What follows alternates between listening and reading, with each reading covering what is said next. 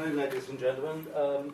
What my colleague Nasir, Hussain and I have been presenting today is really it's a very rough possible program, an outline concept proposal of some aimed at getting further interest and possibly research into improving decision making, which is a vast area, within the area of what we call creativity, innovation, and not to be forgotten, execution.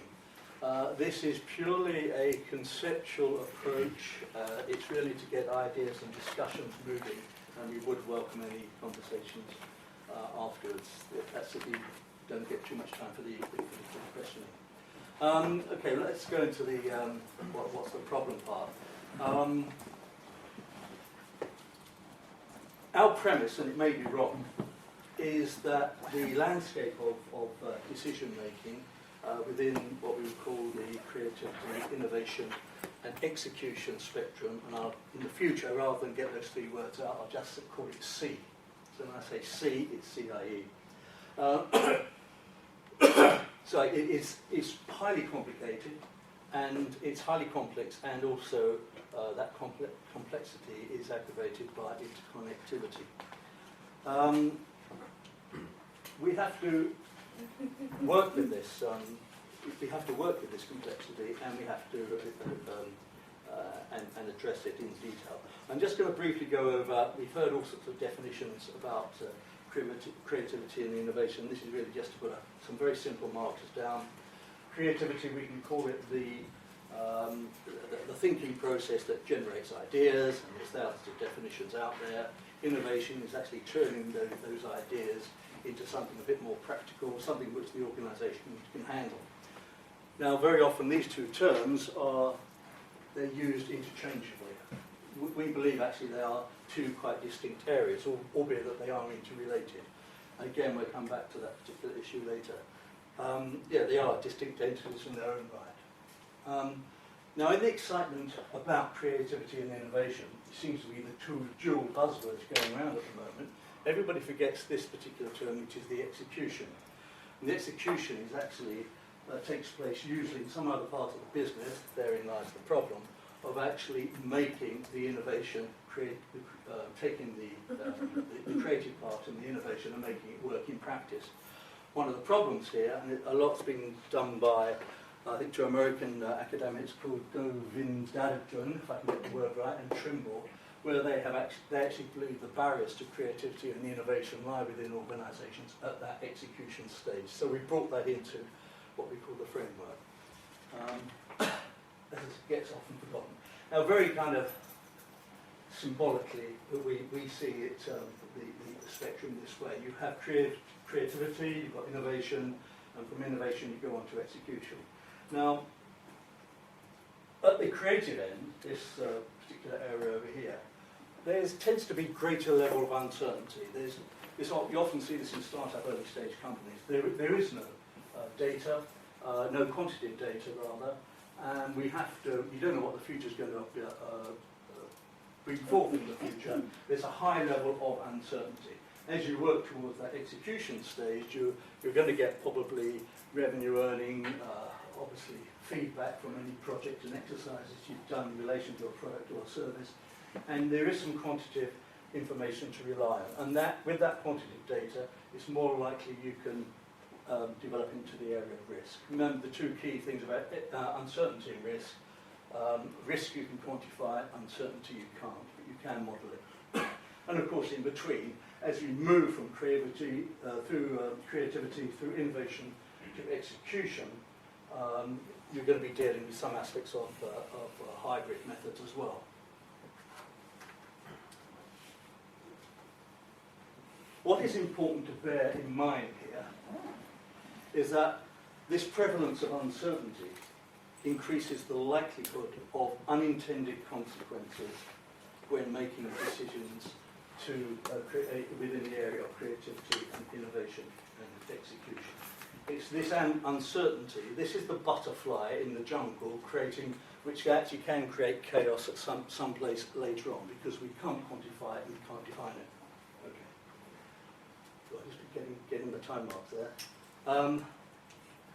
how does this ongoing problem open up new research vistas? We think that there's a vast area for further research into this area, and which is really the aim of what we're here presenting today. Landscape of decision support and problem structuring methods. We define, I suppose, decision support modelling. It actually is a whole family of particular methods, tools, devices in there to help us manage and address particular management systems and the complexity inherent within them. With a subset within decision support modelling is what we call PSMs, problem structuring methods. Again, it's a family of methods which apply modelling approaches to what we call wicked problems. They're also known as messes. There's even VUCAs out there, which are volatile, uncertainty, and I forget what the other two are. Oh, complexity and ambiguity. So there's a whole host of terms which define these rather complex problems and areas. Now, I'm not expecting you to read that. That is, we put up there, we actually carried out some rather desk research, and it goes on and on and on, and we only got part of it up there, when we tried to have a look at the tools, methods, processes, methodologies, and it is a semantic minefield, I can assure you. And we identified well over 300 of them. Now, we've been speaking to people at Imperial College in the design engineering, and they've come up with over 400 so-called methods, and they vary from post-it notes through to system dynamics to all sorts of terms called chunking. I believe that's another term that goes in there, come from I think a psychological source. And of course we've got things like SWOT in there. We put in some of these strategic tools as well. They're all there to help decision making within these areas. And of course a complex area of CIE is a great place to start. Don't read that, that is just for effect.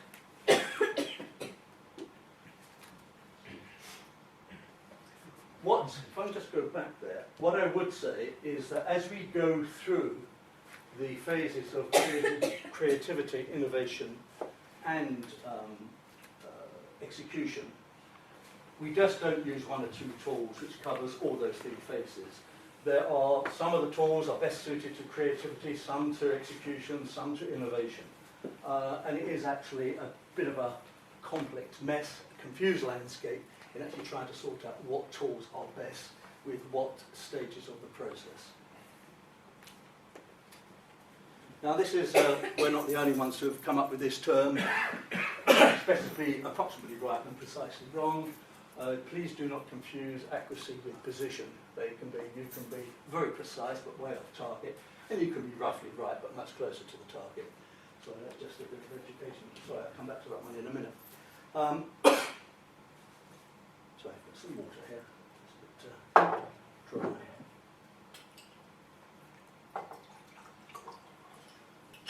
Now this complexity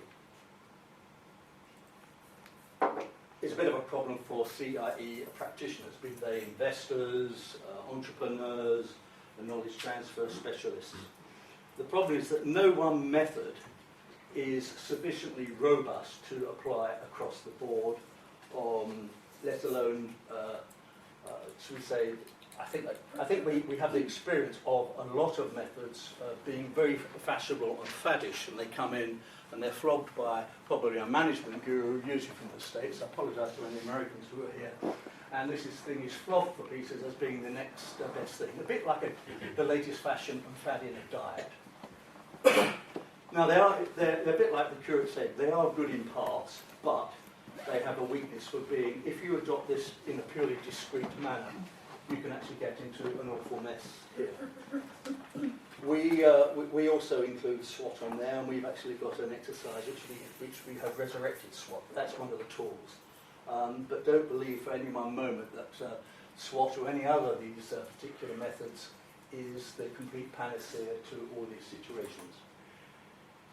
Now, one of the problems being identified by a chap called Michael Pitt, and I will read that out.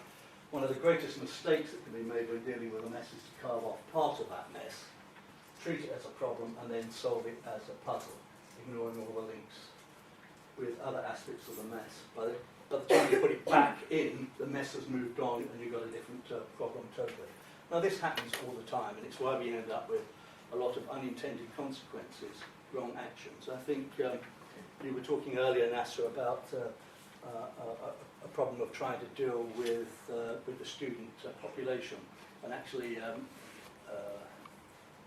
I think the issue here was to restrict foreign students to about 6 months or a year, and what has actually happened is that the number of foreign students coming to British universities has dropped because they're going off to English language universities in Holland, kind of defeating the object of universities trying to fund their way in the world. Just a very simple example.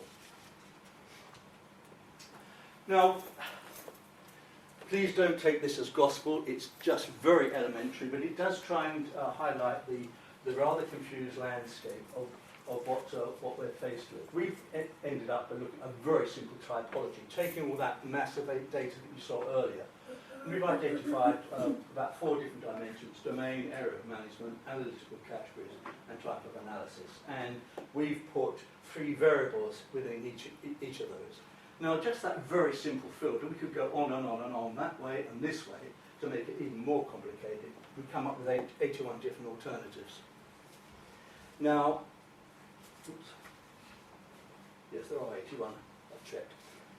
As for the this particular framework, we can actually reduce it using a method called general morphological analysis. Don't be too scared of what it means. And we have a method of the CCA. Sorry, thanks. Now that's all very well dealing with in trying to create a typology of methods and processes across perhaps the creativity, innovation and execution area. But it's not much use when you have to actually apply it to the real world. And we're talking particularly within the organisational context. And again, we come up with a very, very crude organisational framework. It's what we call the organisational context.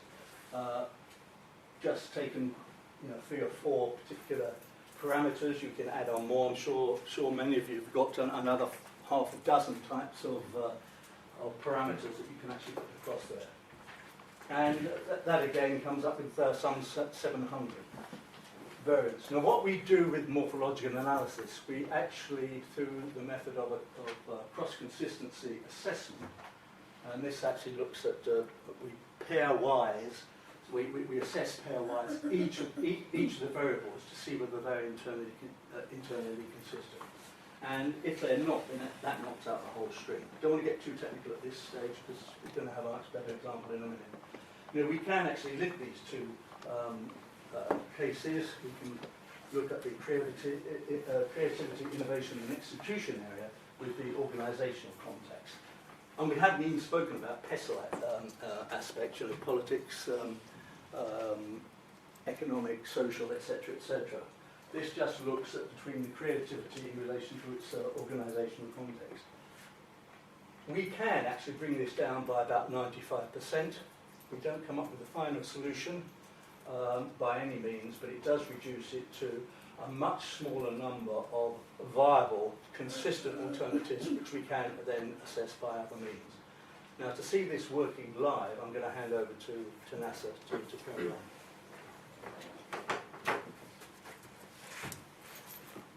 Okay, you may want to give me that, Bruce, or? Oh, no, sorry. Because of I think they can probably hear me, but I think it's for the recording device. If I go out of that and go into this program here. Okay. Understand? Yeah.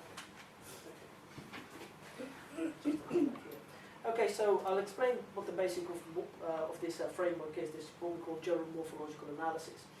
Now, this particular example pertains to a government department which wanted to reduce its reliance on taxpayers' money. I had to become self-sufficient. And here they felt this was a 7-dimensional problem here. So you've got the first, second and third dimension, which is basically a cube, and what we simply do is place the 4th, 5th, 6th and 7th dimensions next to each other. Because it's very difficult to display hyperspaces in using just Cartesian dynamic sort of graphics, if you like. Now, it doesn't have to be a 7-dimensional problem. The team was facilitated They felt it was a 7-dimensional problem. We worked with 8, 9, 15, whatever. And under each of these dimensions here, what you find is that you have discrete states. For example, they started off as an official state agency, reliant upon taxpayers' money. But what they wanted to move to is to different types of organizations, whether they were government-owned enterprise, an academy, believe it or not, a trade institute, a consultant firm, or even an entrepreneurial organization here. Now, with morphological models, and you can probably tell by now that this is not read as a table. When I depress, for example, the official state agency, part of that model disappears. So what remains is consistent with the blue cells are now consistent with themselves and also consistent with the red input which I put in here. And this will be, all of this field has been derived, and we facilitated this by the workshop team themselves. Now you can put multiple inputs here, for example, and you can put input from any part of the field. So for example, in official state agency, you often have people that like lifelong service. They often like a managerial career, often prefer in harder studies rather than softer studies, but they can do both. They tend to be ministry dominated, and they tend to be bureaucratic, sort of hierarchical in their sort of command and control structure. Now what we found here, okay, and they need outside help when needed. Now the entire number of combinations, if you multiply 1, 2, 3, 4, 5, 6, 6 by 6 by 6 by 6 by 4 by 6 by 6, is over 186,000 unique configurations. This string here is a single point in a 7-dimensional space. And you can probably tell now that this technique was developed in astrophysics, because they look at multiverses, not universes here. So let me go back to the original configuration here. Okay, and as you see, now the combinations now appear. These are different strings. You see, they just keep changing here. If they wanted to go from an official state agency to the absurdity, and in morphological analysis you have to consider the absurdity to get the total number of solutions in that space. If they wanted to go to a learning organization, which basically is a scenario term for being an entrepreneurial organization, notice what happens here. One, obviously the field changes, there are different blue cells which are compatible now, but this thing disappears, lifelong service. Because in a learning organization or an entrepreneurial organization, you may not have employees who are there throughout life. Now, this is not exactly true. If you had a different focus group, they may well have felt that you actually need to retain people in order to extract their embedded knowledge, their organizational knowledge in that DNA as well. So this is an example of what we call an unintended consequence or incompatible pair, which has been derived by the team. Now the question you're probably asking yourselves is what's driving this model here? Okay, what's the algorithm behind this? And the way to do this is what you do is you reformat this into a form of a cross-impact analysis matrix, which we call a cross-consistency matrix. Now in a cross-consistency matrix, what we do is we pick every single condition of each parameter or each dimension against a condition of another parameter. And the team is then facilitated to ask the question, are these two states from different dimensions compatible? Can they even live with each other or not? Okay, so this is where, you know, it's a way of actually managing conflict as well. And also the design of the team is quite critical as well in advance. Now, where there's no incompatibility, let's take this example here, you simply leave it as blank or place a hyphen. Where there is an incompatibility, you place an X. Okay? And this is the process of reduction here. So if I go back to this model here, this is an incompatible pair. This has been determined by the team, and this has been recorded. Okay? And can you see here? That X knocks out the entire string. Okay? So the principle of morphological analysis is consistency. So if you can have an 8 or 9, 10-dimensional space, a point that exists within that space, any two conditions can knock it out.